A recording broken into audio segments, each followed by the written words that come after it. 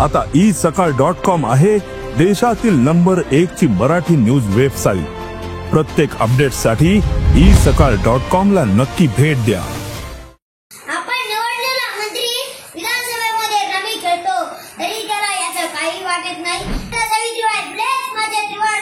आदरणीय व्यासपीठ, गुरुजन वर्ग आणि माझे बालमित्र आणि इथे उपस्थित तमाम नागरिकांना स्वातंत्र्य दिनाच्या कोटी शुभेच्छा। आज आपला 79वा स्वातंत्र्य दिन आहे। स्वातंत्र्य म्हणाले की सगळ्यांना उपलब्धतात याचं स्वातंत्र्य आहे, त्याचं स्वातंत्र्य आहे। हे करू शकतो, ते करू शकतो, पण तुम्ही जबाबदारी आणि कर्तव्य विसरता। स्वातंत्र्य मिळाल्यापासून भारताने खूप प्रगती केली आहे। सुईला छिद्र पाडता येत नव्हतं, आता चंद्रावर पाऊल ठेवला आहे। विज्ञान, तंत्रज्ञान, शेती, उद्योग धंदे याची भरभराट चालली आहे, पण गरिबी श्रीमंती जरी वाढत चालली आहे।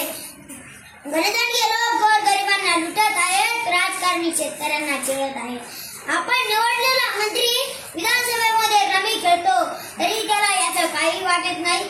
शेतकरी इथं शेतीत लाखो रुपये टाकतात, पीक येईल का नाही हे त्यांना माहित नसत, पण प्रत्येकाने प्रामाणिकपणे शेतीत राबतात। आणि आमचा मंत्री शेतकऱ्यांच्या अडचणी सोडवायच्या सोडून विधानसभेमध्ये पत्ते खेळतो। किती दुर्दैव आहे आमचे। एक श्रीमंत गणदांडगा पैशाच्या जीवावर आणि सत्तेच्या जीवावर आमचे श्रद्धास्थान असणारी एका मठातील त्याच्या हत्तीनं त्याच्या शोक पाहण्यासाठी गुजरातच्या खासगी प्राणी संग्रहालयात नेतो। लोक शांतीच्या मार्गाने आंदोलन करतात, मोर्चे काढतात, पण त्याला काही पण फरक पडत नाही, कारण त्याचा बाप अब्जोपती असतो।